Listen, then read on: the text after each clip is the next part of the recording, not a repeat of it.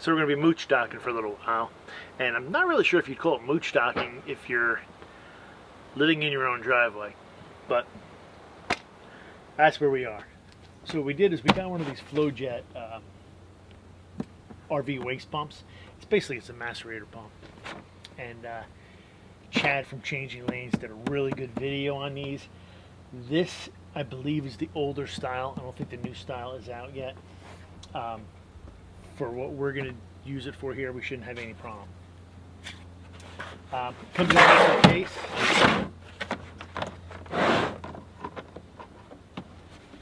And we just got to put it together. Okay, so a couple things we have to do. They give you a little wiring diagram here, really easy to follow.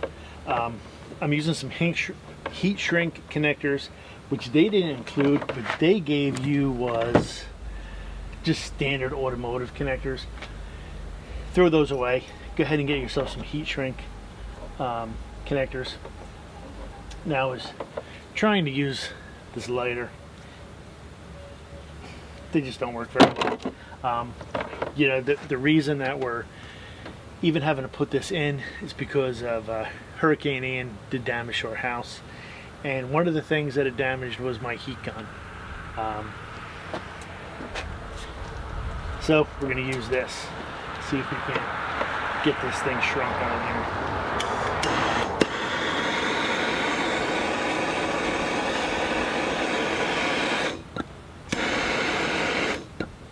Gotta be careful because this is just so hot.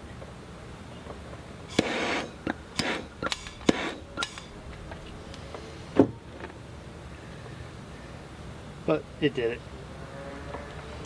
So now we're going to put this on, see how much more cord we're going to need,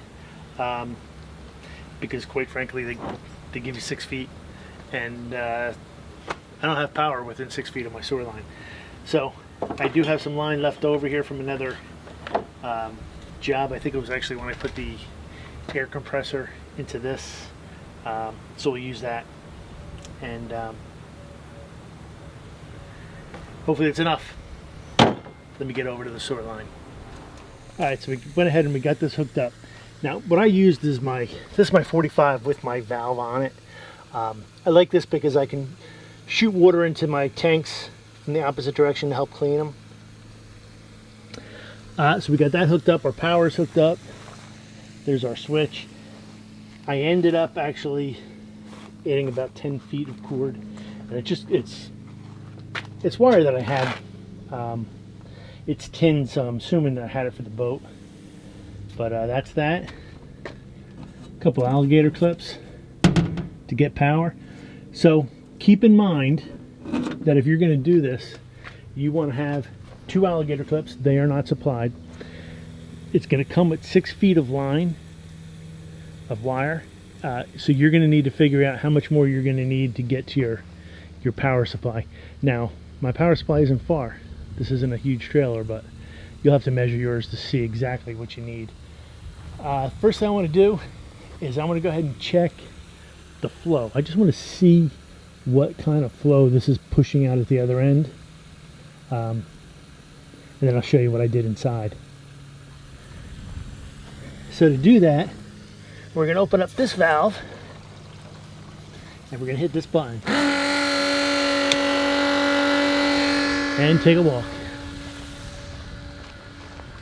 Now this is just regular water. We're not using gray water or anything yet. And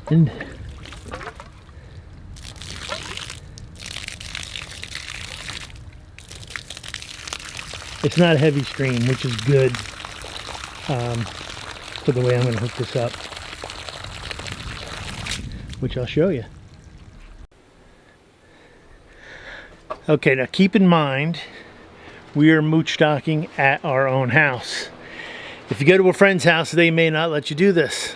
What we've done here is this was a washing machine drain. And we're not going to be using it anymore anyway. So what we did is we put a vent on the top. This is a vent cap. This will prevent anything from coming up and out, like a poop fountain. Let's hope we don't have a poop fountain right there. The next thing we did is we came down and we added this TY. And you might say, why did you add a TY? And not just a regular T. The Y actually will direct the water down. You can see it's got a little bend to it. 3/4 inch piece of pipe. This is a ball valve. This is a hose connector. The hose connector, of course, is open. That's why the ball valve is here.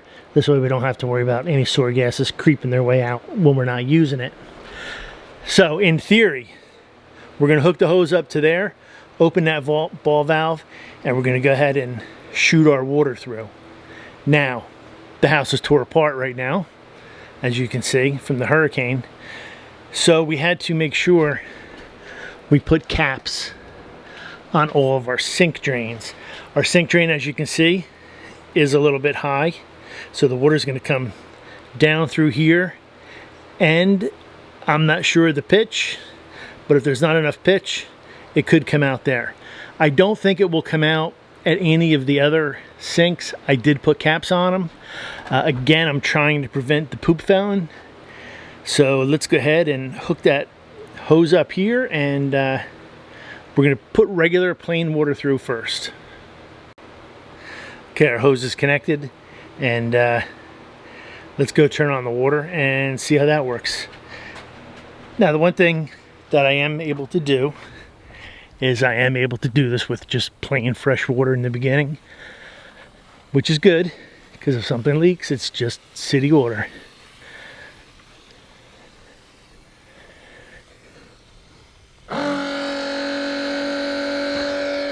All right, let's go see what we got. Should take a minute or two to get the water here. Now this is a 100-foot 3/4 inch hose. That's just the only length I could get. And look at that. We got a leaker right off the bat. And it's that. All right, so we're gonna have to see if we can fix that. That could be a problem. So we went ahead and we replaced the washer in here. I don't think the washer was the problem. We had to really crank that thing down. I don't know if that's going to be a permanent solution for that or not. We'll have to see. But you can hear the water's flowing. We got no water coming out of the top. Every now and then you will hear this suck through a little air. That's what it's supposed to do. No leaks over there. So I'm going to say this is going to be a go. And let's dump some tanks.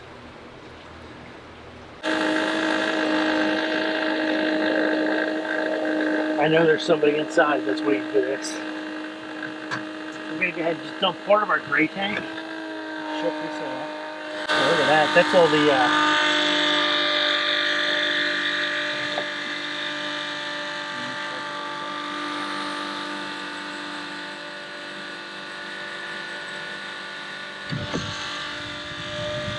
that is the foam from the cleaners and stuff that I put in there.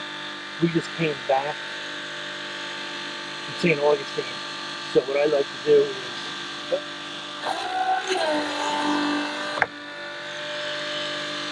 I like to go ahead and put some extra cleaners. I'll put some pine sol and some Boraxo and stuff in my tanks. Let them slosh around. And this looks like it's going.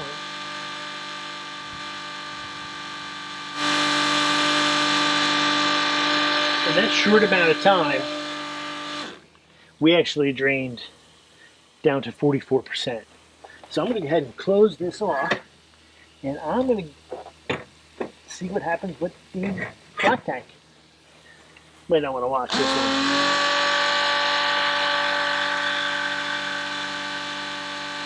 And here it comes.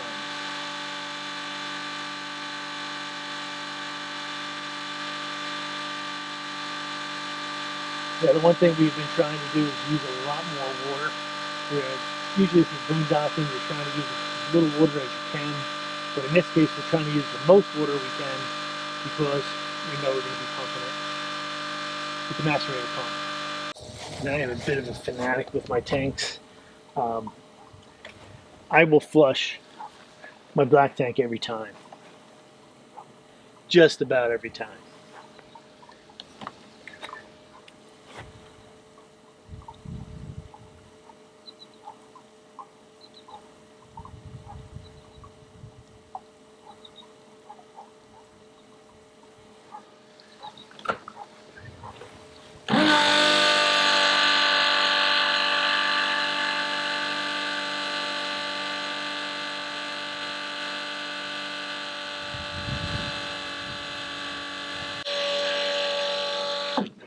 Now another thing we can do, because I still have water in the gray tank, is go ahead and flush the line again as we're going.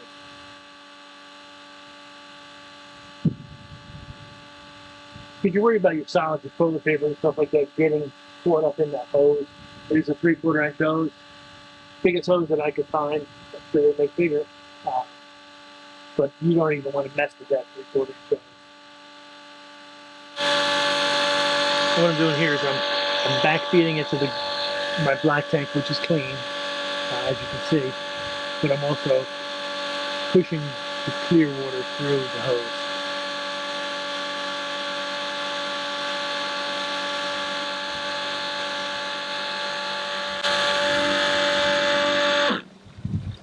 And this pump actually pumps quicker than my hose can fill it. This is the last flush we'll do on our gray tank. What I did is I filled it all the way back to 100%. We just want to get all that soap scum off the sides. That's what actually will mess up your sensors, is you get a buildup of the soap scum. So I'm kind of a nut about it, but my sensors all work. And I plan on them always working. So we'll go ahead and let this thing drain. Once this thing gets drained, that hose is also going to be clear, because you can see this water is virtually clear.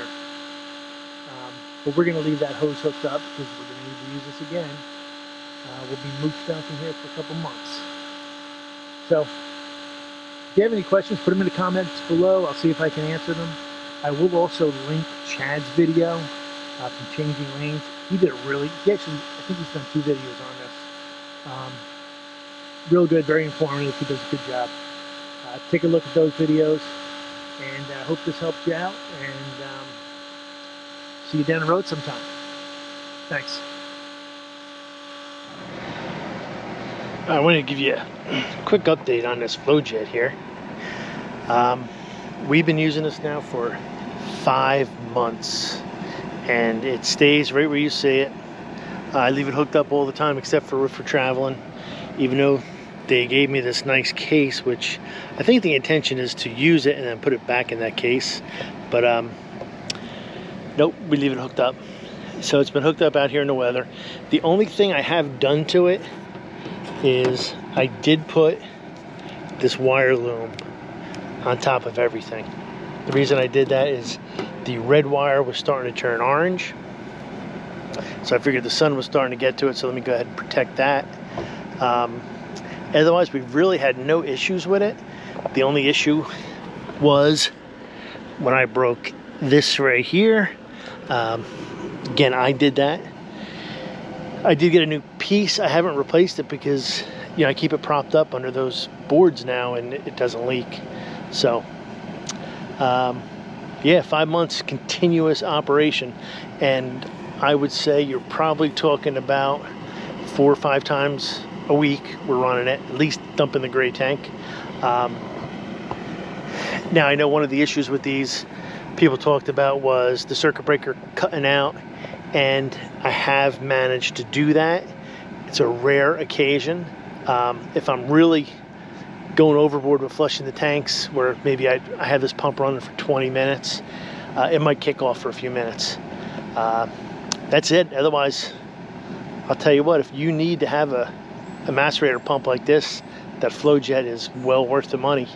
5 months, like I said, it's being used all the time. Really, the intention for these things, I think, is to use it on occasion. But that's our main pump out right now. So we're going to continue using it. All right, so if you're looking for a pump, like I said, that's the one to get. And I'll put a link down in the description.